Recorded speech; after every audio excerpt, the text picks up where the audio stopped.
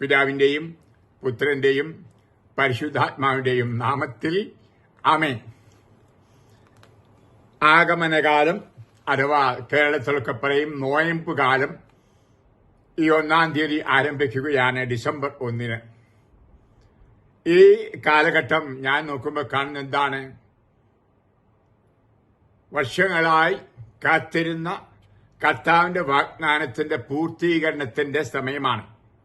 നമുക്കറിയാം, ഏദൻ തോട്ടത്തിൽ വെച്ച് കനി ഭക്ഷിച്ച് ദൈവത്തെ അനുസരിക്കാതെ പാപം ചെയ്ത മനുഷ്യനോട് ദൈവം വാഗ്ദാനം ചെയ്തിരുന്നു, ഒരു രക്ഷകനെ അയക്കുമെന്നും ആ രക്ഷകൻ ഒരു കന്യകയിൽ നിന്ന് ജാതനാകുമെന്നും മനുഷ്യനെ പാപത്തിലേക്ക് നയിച്ച പിശാചിന്റെ തലയെ അവൻ തകർക്കുമെന്നും ഒക്കെ നമ്മൾ വായിക്കുന്നുണ്ട്. ഉൽപ്പത്തി അധ്യായം 3:15.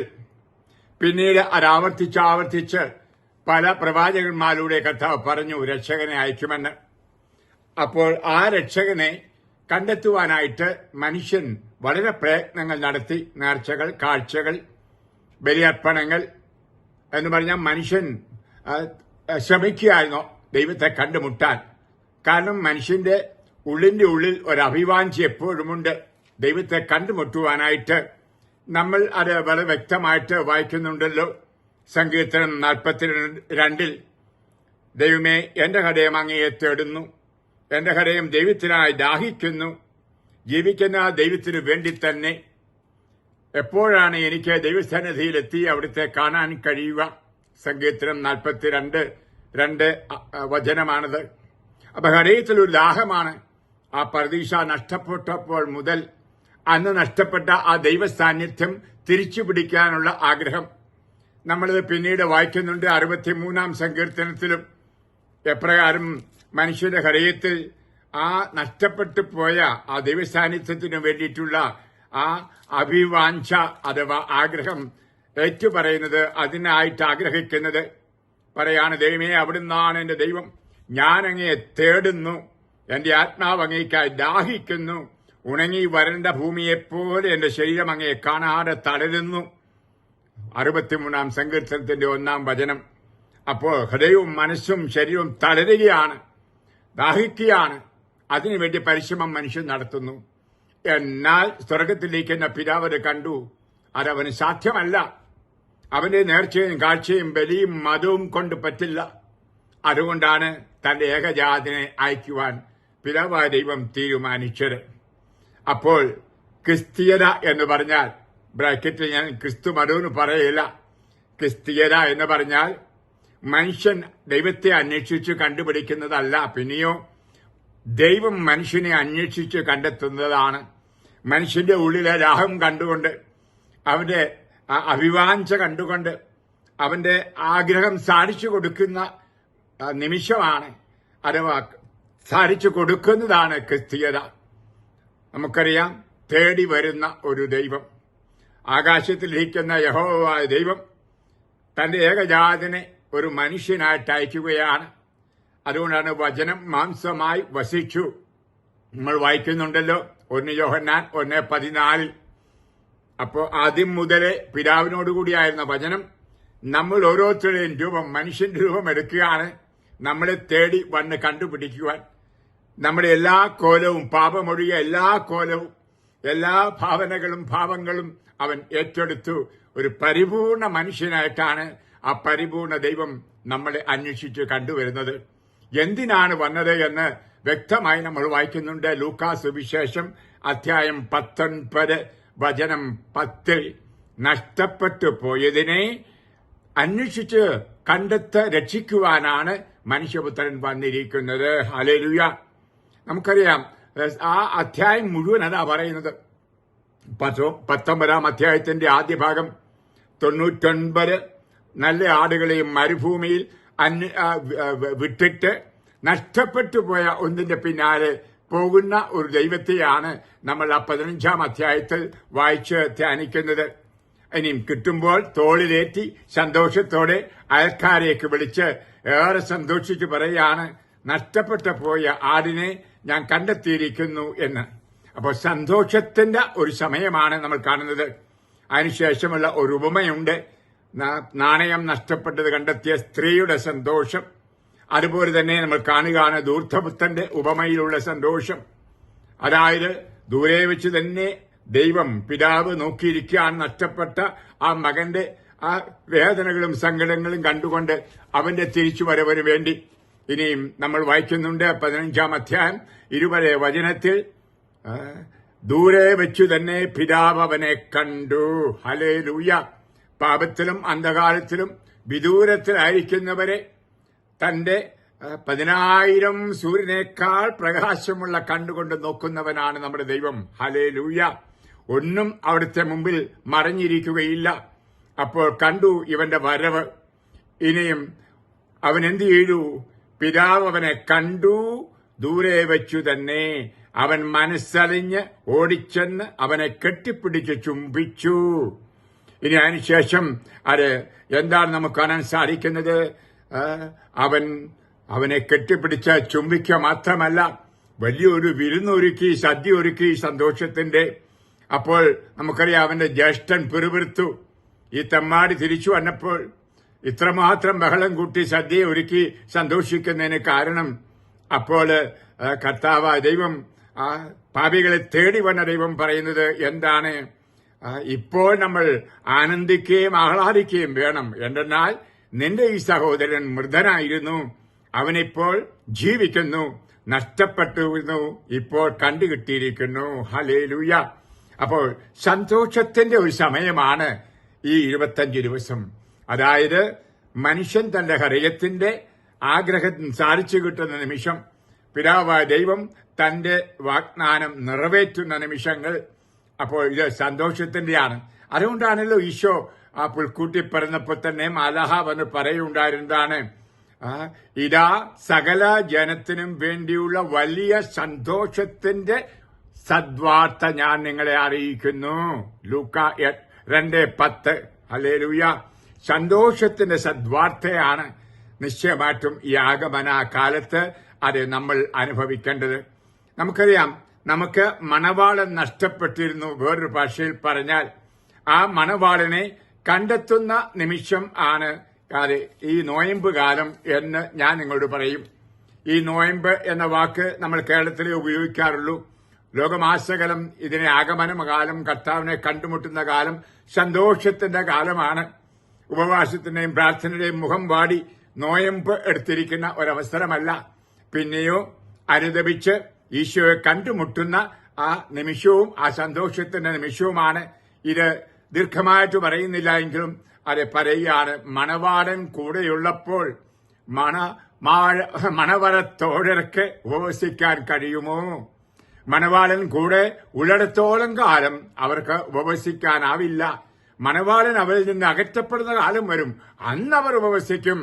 മർക്കോസ് 2:19-20.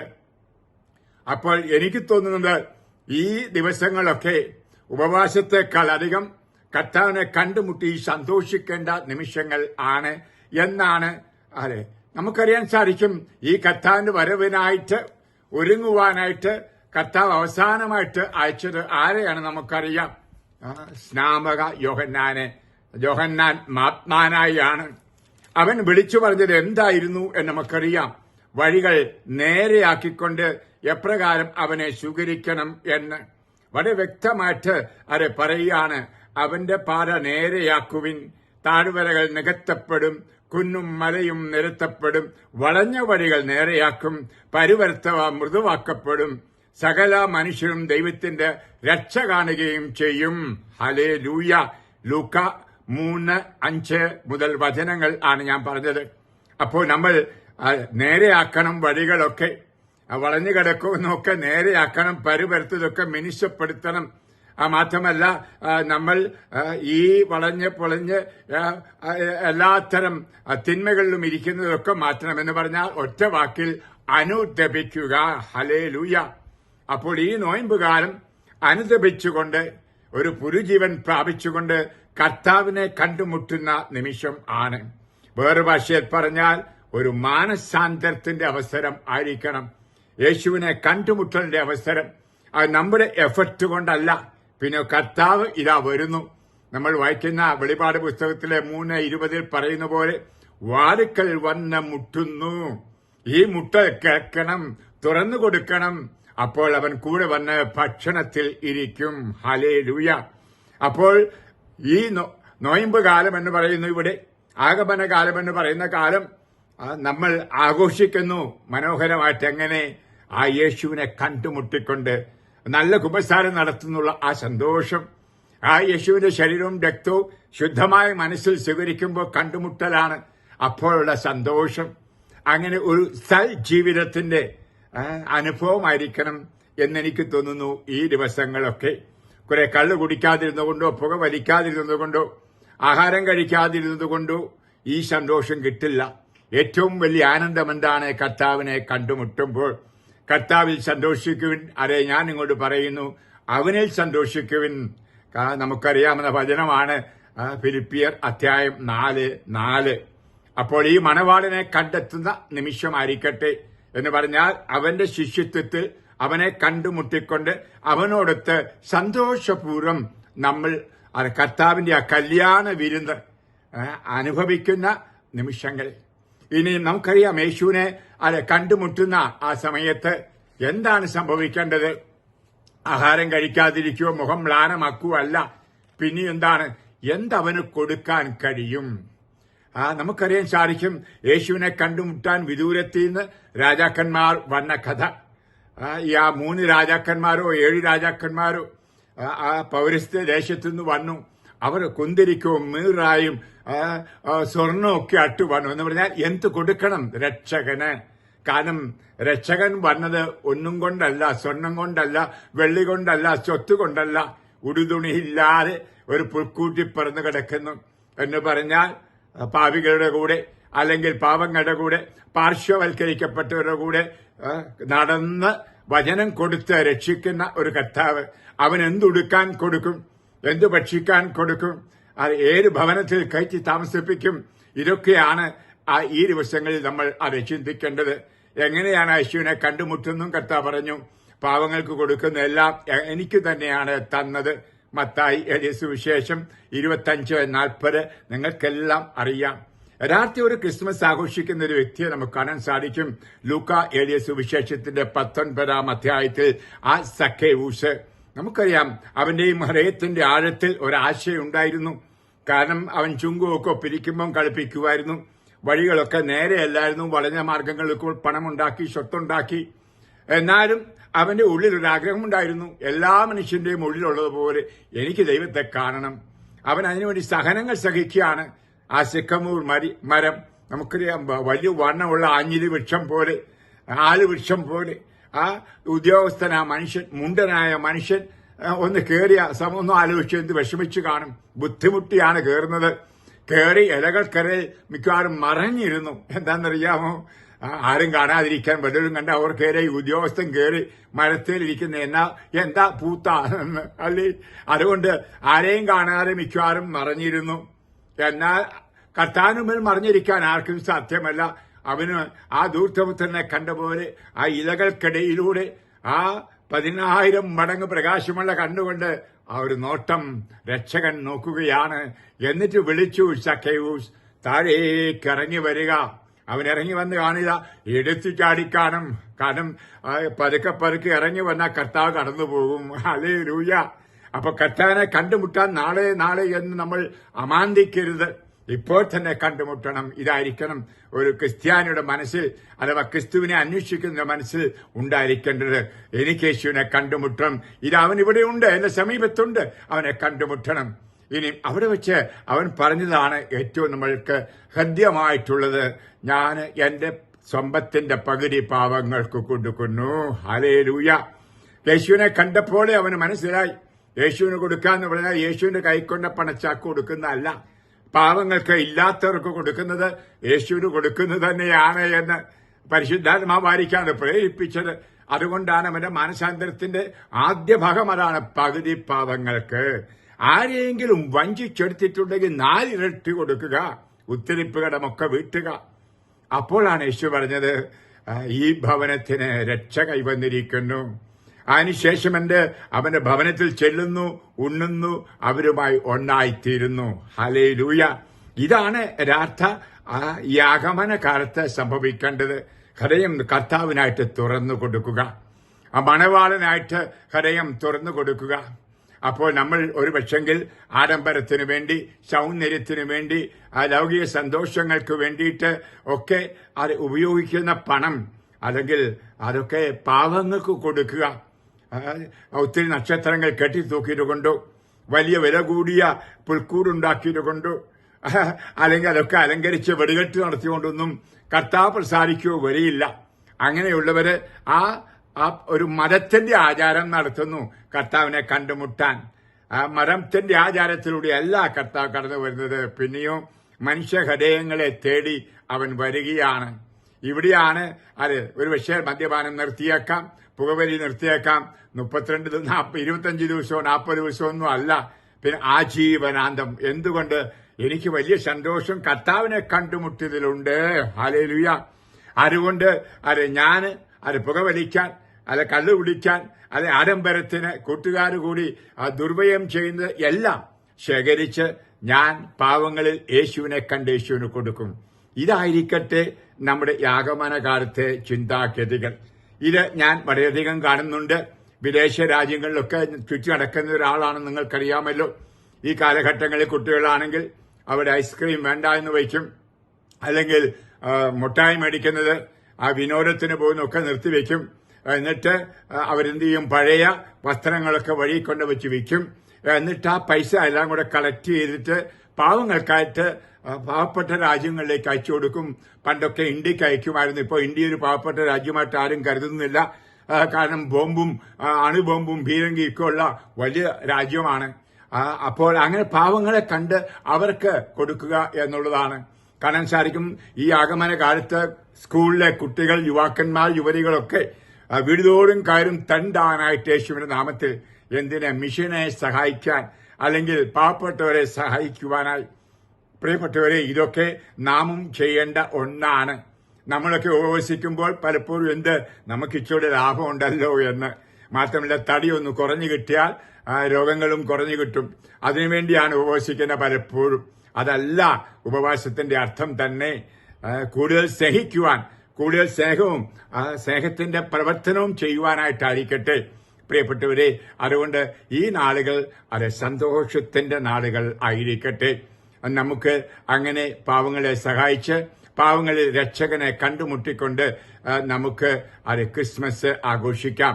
എന്നല്ലാത്ത ഒരു മാനസാന്തരം, യേശുവിനെ കണ്ടുമുട്ടൽ എന്നതായിരിക്കട്ടെ. അതിനുവേണ്ട കൃപ കർത്താവ് തരട്ടെ.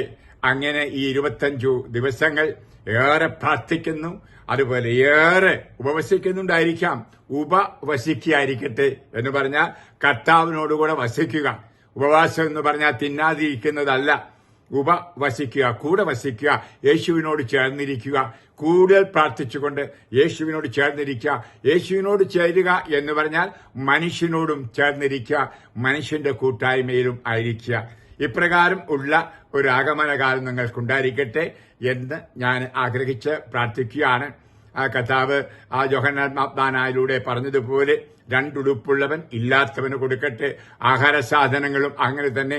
ആരെയും വഞ്ചിച്ചെടുക്കരുത്, ആരെയും ഭീഷണിപ്പെടുത്തരുത്. ഇതൊക്കെ 3-ാം അധ്യായം ലൂക്കിൽ പറഞ്ഞിരിക്കുന്നത് അതാണ്. ഇതാണ് വഴിയൊരുക്കൽ എന്ന് പറയുന്നത്. നമ്മുടെ സ്വഭാവം തന്നെ ഒന്ന് മാറ്റണം. ഈ പരിവരുത്ത സ്വഭാവമൊക്കെ കോപവും അരിശവും ദേഷ്യവും ഭാര്യയോടായിരിക്കാം, ഭർത്താവിനോടായിരിക്കാം, മക്കളോടായിരിക്കാം, അപ്പനോടും അമ്മയോടും ആയിരിക്കാം. ഇതൊക്കെ ഒന്നും മാറ്റി സൗമ്യതയുള്ള മൃദുവായ പാതകൾ ഒരുക്കുക. അതൊക്കെ കർത്താവ് ആഗ്രഹിക്കുന്ന. അപ്പോൾ യഥാർത്ഥമായ ഒരു മാനസാന്തരം, ആന്തരിക സൗഖ്യം, ഒരു ജീവിത മാനസാന്തരം, കർത്താവിനെ കണ്ടുമുട്ടൽ അതായിരിക്കട്ടെ. ഈ ആചാരങ്ങൾക്കതീതമായിട്ട് ഒരു 25 ദിവസം മസില് പിടിച്ച് കള്ളു കുടിക്കാതെ പുകവലിക്കാതിരുന്നിട്ട് 25-ാം ദിവസം ഒടുക്കത്തെ കുടിയും കുടിച്ച് ആ പുൽക്കുട്ടി പോയി ആ മണ്ണുകൊണ്ടോ അല്ല കല്ലുകൊണ്ടോ ഉണ്ടാക്കിയ ആ പ്രതിമയെ ഒന്ന് ചുംബിച്ചിട്ട് ക്രിസ്മസ് എന്ന് പറഞ്ഞിട്ട് ആഘോഷിക്കുന്ന അല്ല യഥാർത്ഥത്തിൽ ആഗമനകാലവും ക്രിസ്മസ് കാലവും. എങ്കിൽ നമ്മൾ വിജാതിയുടെ കൽക്കടയാണ് എന്ന് ഞാൻ പറയും. അതുകൊണ്ട് നമുക്ക് ക്രിസ്തീയരെ ആഘോഷിക്കാം. ക്രിസ്തുവിനെ കണ്ടുമുട്ടി ക്രിസ്തുവിനെ മറ്റുള്ളവർക്ക് കൊടുക്കുകയും മറ്റുള്ളവർ ക്രിസ്തുവിനെ കാണുകയും ചെയ്യുന്ന യഥാർത്ഥ ക്രിസ്തീയത ആയിരിക്കട്ടെ ഈ 25 ദിവസങ്ങളിൽ ഈ ആഗമനകാലത്ത് അഥവാ നമ്മുടെ നോയമ്പ് കാലത്ത് ഉണ്ടായിരിക്കുന്നത്. അതിന് കർത്താവ് നിങ്ങളെ അനുഗ്രഹിക്കട്ടെ എന്ന് ഞാൻ പ്രാർത്ഥിക്കുകയാണ്. നിശ്ചയമായിട്ടും കർത്താവ് അതിനുള്ള കൃപാവരം നിങ്ങൾക്ക് നൽകുക തന്നെ ചെയ്യും. യേശുവെ സ്തോത്രം, യേശുവെ നന്ദി, യേശുവെ ആരാധന. Hallelujah. Praise the Lord. Hallelujah.